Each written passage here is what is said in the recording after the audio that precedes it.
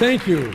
Friends and fellow citizens, it was 41 years ago that I first spoke in this chamber. At that time, my father was rather surprised to see me make it to the governorship at such a young age. Now I'm kind of surprised that I'm still here, and three more years to go.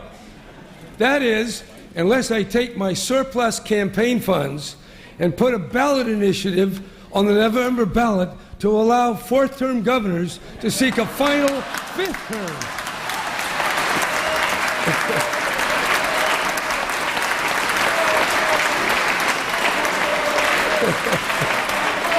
All right. That's a light note. Back then, California was amazingly dynamic, and it still is. We who live here love and know this land as a unique place, which draws people from every part of the world because of the tolerance, the creativity, and the sheer openness. There's much to be thankful for. And yet, we live today in a world that's profoundly uncertain. What happens far away can touch us very directly. A slowdown in China, or turmoil in Iraq or Syria, or virtually anywhere, can send the stock market reeling and put California jobs and state revenues in jeopardy. And the battles far away sometimes comes right here to our soil, as the unprovoked and brutal attack in San Bernardino so clearly showed us. What occurs daily in so many parts of the world could occur here. That's why we have to be prepared and vigilant. I wish it weren't the case, but it is. Here at the state capitol, we often think we have more control over things than we actually do. But the truth is that global events, markets, and policies set the pace and shape the world we live in.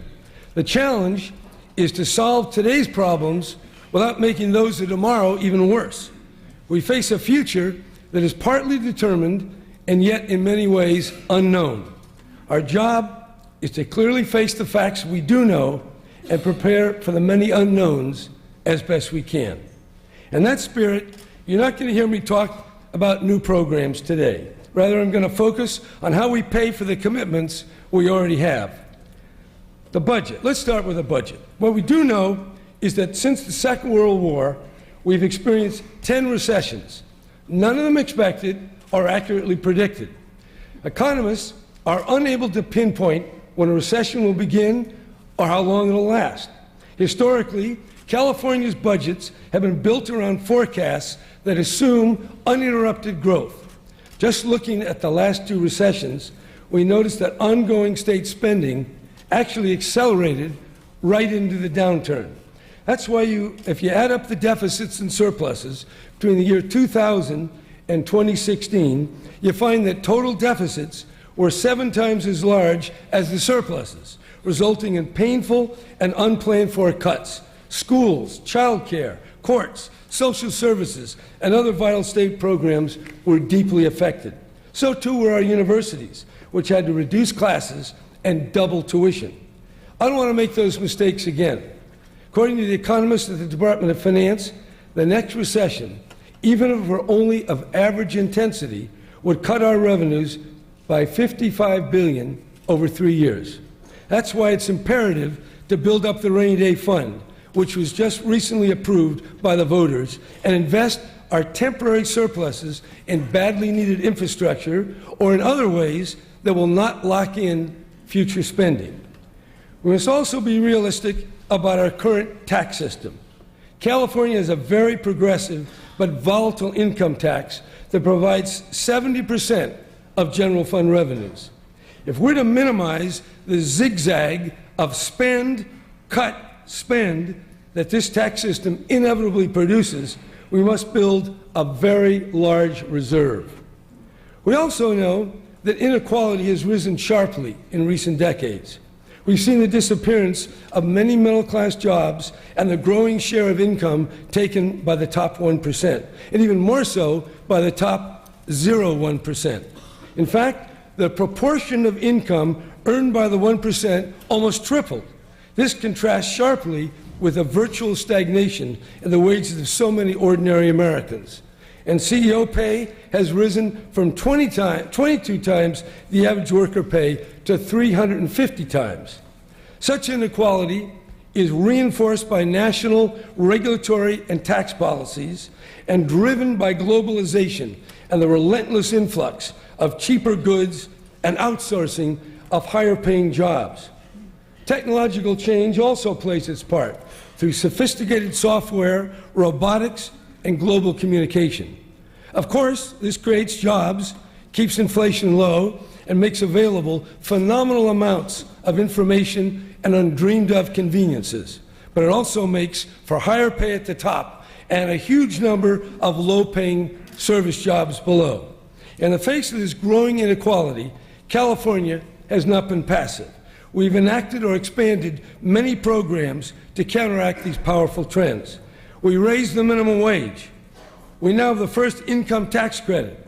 We strengthened our already strong prevailing wage laws. We made sure that 6.5 million workers will be paid for sick leave. And with respect to helping low-income students, we provide over $2 billion in Cal Grants, and we pay the enrollment fees for 65% of community college students. We've added back hundreds of millions of dollars to our CalWorks, foster care, and child care programs. And in May, we'll start providing full health care coverage to the children of undocumented workers.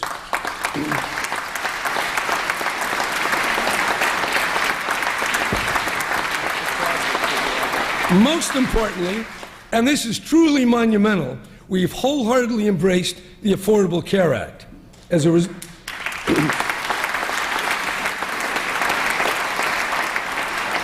result, we're now enrolling 13.5 million Californians in Medi-Cal and another 1.5 million in Covered California. This is an historic achievement. It will provide health security to so many who would not otherwise afford it. Another area where we are leading the nation is how we provide health services to people in their own homes, and in the process, give jobs to their providers.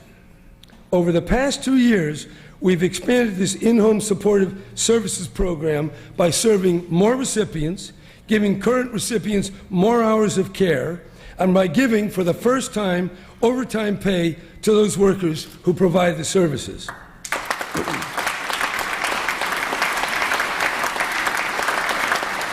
While the benefits of these programs are enormous, so too are the costs, both now and into the future. In 4 years, total Medi-Cal costs have grown by $23 billion. As the state begins to pay for its share of the millions of new enrollees, the cost of the general fund will also rise. In 2012, the general fund paid $15 billion for Medi-Cal, but by 2019, that number is expected to be $25 billion, an increase of 2/3. For in-home supportive services, in just 2 years, total spending will jump by $2 billion to $9.2 billion, a 28% increase. As the economy reaches its endpoint and turns downward, it's crucial that we honestly face and plan for these increased costs. In this regard, I ask you, Republicans and Democrats alike, to seriously consider the newly revised MCO financing reform. Other states have taken advantage of this federal program, and California shouldn't shortchange itself. This is not a tax increase, no matter what anyone tells you. The arithmetic is simple. California comes out a clear winner. Please give it your consideration.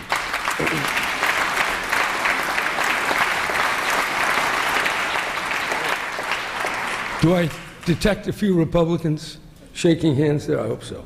Anyway, applauding. With respect to education, the strong economic recovery and the passage of Proposition 30 has allowed us to increase spending on public schools and community college from a low point of $47.3 billion in 2011 to $71.6 billion this budget year. That's a 51% increase in overall spending, with significant sums allocated under the local control formula to provide for the unique challenges that face low-income students, English learners, and those in foster care. This pattern of educational spending reverses the historic practice of assuming that all students encounter similar circumstances. They do not. The local control formula, now in its fourth year, recognizes this fact with extra funding to enable educators to overcome the barriers that confront non-English speaking families and those with low and very modest incomes. I'm proud of how California has led the country and the way it is returning control to local school districts. For the last two decades, there's been a national movement to micromanage teachers from afar through increasingly minute and prescriptive state and federal regulations. California has successfully fought that movement and has now changed its overly intrusive, test-heavy state control to a true system of local accountability. We also know that the state has made other commitments, ones that we have yet to fully pay for. Our retirement liabilities for pensions and lifelong health benefits for state and university workers total $220 billion. That's assuming a favorable return of 7.5% forever. Each year, the budget must allocate billions to slowly chip away at these obligations. Since 2012, we've taken steps to reduce the future costs of these pensions and put the teacher system back on a solid fiscal footing. Still, we have more to do. To date, we have set aside only a token amount to pay for $72 billion of future retiree health benefits. These liabilities are so massive that it's tempting to ignore them. We can't possibly pay them off in a year or two or even in 10. And there's little satisfaction in the notion of chipping away at an obligation for 3 decades to pay for something that has already been promised. Yet, it's our moral obligation to do so, particularly before we make new commitments. We have promised our workers these benefits in exchange for careers spent serving the public. If we fail to acknowledge and pay these obligations, we'll unfairly burden future generations of Californians with these debts. Another long-term obligation we have to face is our deteriorating infrastructure. From state office buildings here in Sacramento to levees and facilities in our parks, universities, prisons, and state hospitals, serious deficiencies abound. In this year's budget, I'm proposing that we use $2 billion of our temporary surplus on one-time investments to repair and replace aging structures. Neglecting what we have built over many years and letting it further deteriorate makes no sense and will just pile up costs in the long run. But that's not all. Our overall state deferred maintenance is staggering, estimated to total $77 billion. Most of that is in our roads, highways, and bridges. Here's our challenge. We have no choice but to maintain our transportation infrastructure. Yet doing so without an expanded and permanent revenue source is impossible. That means at some point, sooner rather than later, we have to bite the bullet and enact new fees and taxes for this purpose. Ideology and politics stand in the way, but one way or another, the roads must be fixed.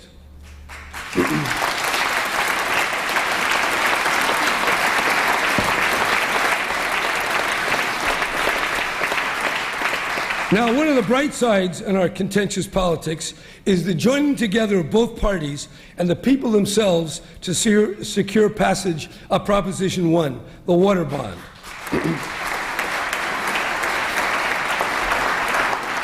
That, together with our California Water Action Plan, establishes a solid program to deal with the drought and the longer-term challenge of using our water wisely.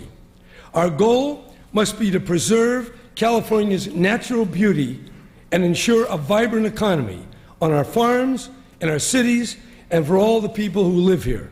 There's no magic bullet, but a series of actions must be taken.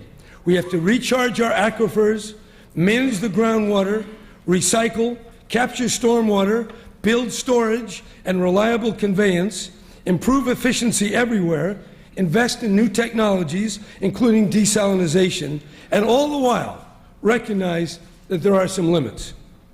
Achieving balance between all the conflicting interests is not easy, but I pledge to you that I'll listen and work patiently to achieve results that stand the test of time.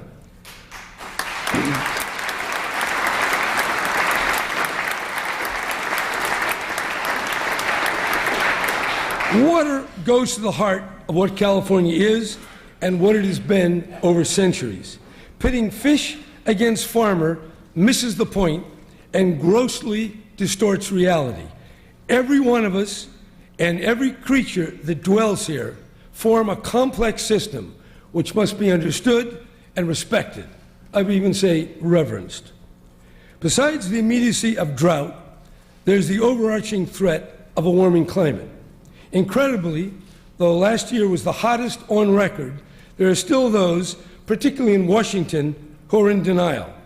But even the deniers can't deny that carbon pollution that exists all over the world is causing serious injury and respiratory diseases to people of all ages, but especially the young and the very old. Thankfully, the rest of the world has heard the message. Humankind must change the ways and radically decarbonize the economy. The Paris Climate Agreement was a breakthrough, and California was there, leading the way.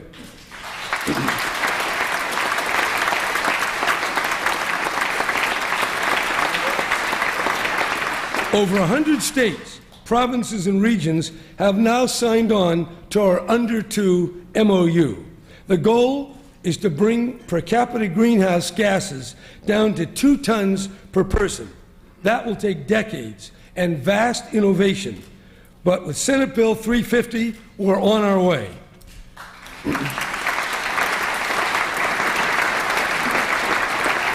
Finally, we know that in life, disasters happen. Fires, floods, earthquakes, they will occur, and we must prepare to respond. That, too, by the way, requires that we save and maintain a solid reserve. This morning, I've talked a lot about the difficulties that lie ahead. But let's not forget how far we've come. In 2011, the state deficit was $27 billion. Our credit rating was the worst in the nation, and unemployment was 12%. Now, the budget is in surplus.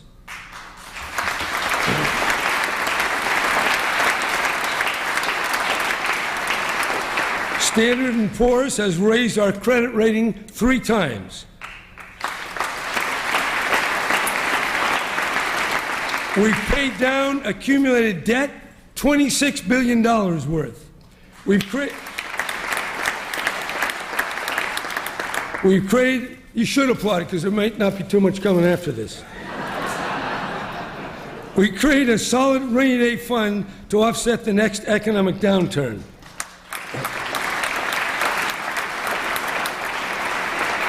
We've increased funding for schools 51%.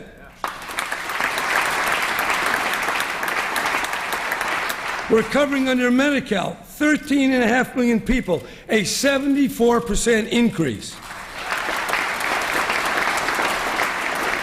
We enacted for the first time an earned income tax credit. We raised our minimum wage to $10 an hour, and that's 80% higher than the federal minimum. 2 million new jobs have been created, and unemployment has dropped in half.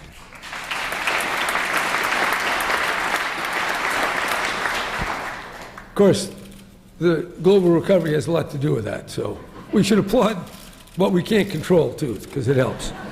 Yes, it's clear that California is still the great exception. We dare to do what others only dream of. Difficulties remain, and they always will. That is the human condition. And finding the right path forward is formidable. But find it we will, as we have in the past, and as we will again, with courage and confidence. Thank you.